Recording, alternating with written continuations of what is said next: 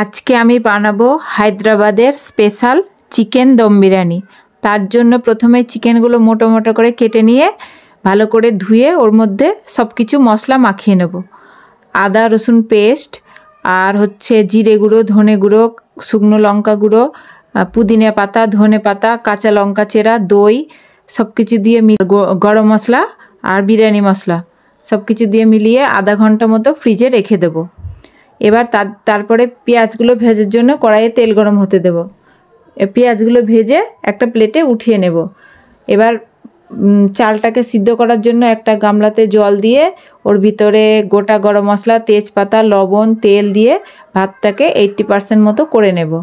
করে নেওয়ার পরে যে চিকেনগুলো রেডি করেছিলাম সেগুলো ডেক্সিতে দিয়ে তারপরে উপর থেকে ভাতটা দিয়ে দেব। আধা ভাতটা দেওয়ার পরে আর যে বাদ বাকি মশলাটা ছিল উপর থেকে ছড়িয়ে দেব। দেওয়ার পরে আরও বাদ বাকি যে ভাতটা আছে ওর উপরে দিয়ে দেব। এবার ফ্রুট কালার নিয়ে একটু দুধের সঙ্গে গুলিয়ে ওর ভেতরে দেব।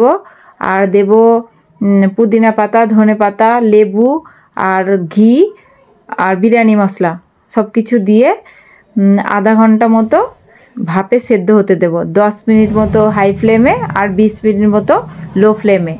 তাহলেই রেডি হয়ে যাবে চিকেন দম বিরিয়ানি। এর সঙ্গে একটু দইয়ের রায়তা, কাঁচা পেঁয়াজ আর স্যালাড, তাহলেই হেভি টেস্ট লাগবে খেতে। তো রেসিপিটা তোমাদের কার কেমন লাগলো কমেন্টে অবশ্যই জানাবে।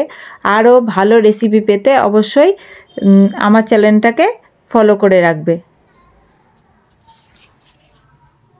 বাই।